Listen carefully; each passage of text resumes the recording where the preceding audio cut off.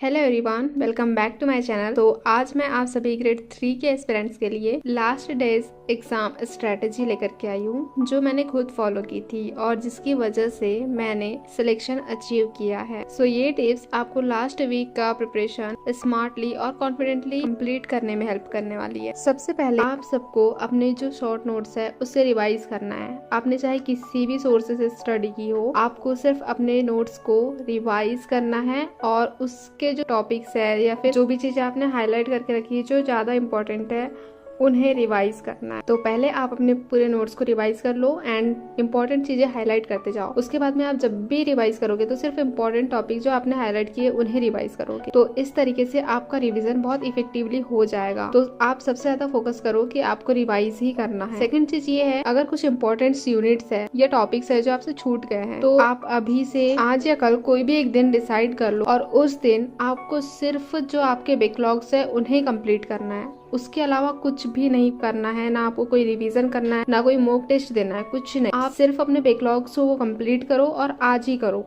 उसके बाद में कल से आपको रिवीजन करना है। कल भी बैकलॉग्स लेकर के नहीं चलना है, चाहे कुछ भी हो, चाहे आप रात भर सो ना, लेकिन आपको बैकलॉग्स आज ही कंप्लीट करने ताकि आप अच्छे से रिवीजन कर पाए और रिवीजन को ज्यादा टाइम दे पाए। उसके बाद में अब आते हैं मॉक टेस्ट और पीवाईक्यूज पे। सो क्योंकि ग्रेड 3 का जो मेंस एग्जामिनेशन है वो पहली बार हो रहा है, तो हमें ज्यादा से ज्यादा फोकस मॉक टेस्ट पर करना है। डेली मॉक टेस्ट से आप टाइम मैनेजमेंट और एग्जाम पैटर्न को समझ पाएंगे। क्वेश्चन को सॉल्व करने के बाद जो गलतियां होती है उन्हें नोट डाउन करना है और ज्यादा से ज्यादा उन्हें रिवाइज करना है। उसके बाद में हिंदी और इंग्लिश में जो ग्रामर के रूल्स होते हैं उन्हें रिवाइज करना है। जैसे आप इंग्लिश पढ़ रहे हैं तो टेंस हो गया, आर्टिकल्स हो गए, प्रीपोजिशन, सो इनके जो है आप फ्लो चार्ट बना लीजिए और सिर्फ उसे रिवाइज कीजिए। उससे रिलेटेड क्वेश्चंस लगाइए। जो एंटोनिम सिनोनिम आप पढ़ रहे हैं उन्हें रिवाइज कीजिए। और हिंदी में भी उसी तरह से समास है, अलंकार है, छंद है, इन सब के फ्लो चार्ट बना करके आप रिवाइज कीजिए, उसके क्वेश्चंस लगाइए। इससे आपको बहुत हेल्प मिलेगी। साथ में आप निमोनिक्स बना करके भी पढ़ सकते हैं जो इजीली आपको एग्जाम में भी याद आ जाएगी। देन मैथ्स में फॉर्मूलाज और शॉर्टकट्स होते हैं तो उन्हें आप रिवाइज कीजिए।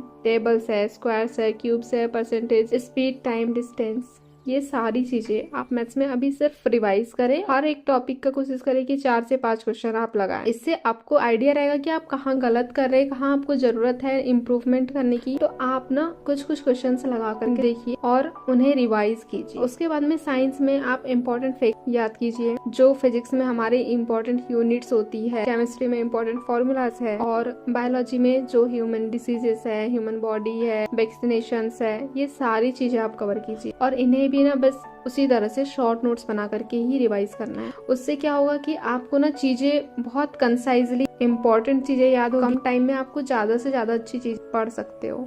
उसके बाद में सोशल साइंस में इम्पोर्टेंट डेट्स है, बैटल्स है, मोन्यूमेंट्स है, हिस्टोरिकल प्लेसेस है, तो ये सारी चीजें आप रिवाइज कीजिए।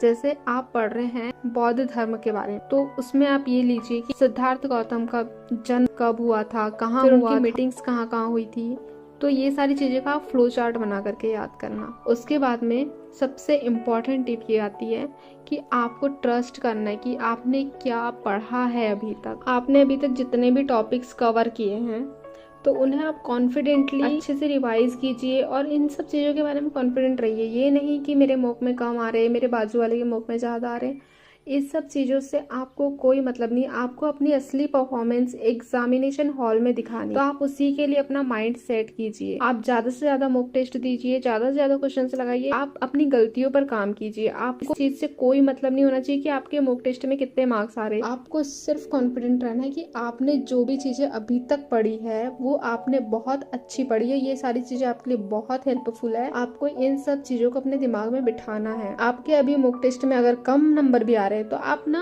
अपने मॉक टेस्ट के नंबर को मत देखिए, आप वो देखिए कि आपने कहाँ गलती की है, किस टॉपिक को आपने स्टडी किया है एंड उसके बाद भी आप गलती कर रहे हैं, उस टॉपिक को आप फिर से रिवीजन कीजिए। आप अपनी गलतियों पर वर्क कीजिए। आपको लास्ट टाइम पे मॉक टेस्ट के मार्क्स से कोई मतलब नहीं होना चाहिए। और एग्जाम के लास्ट दिन में जो स्ट्रेस है वो नेक्स्ट लेवल होता है।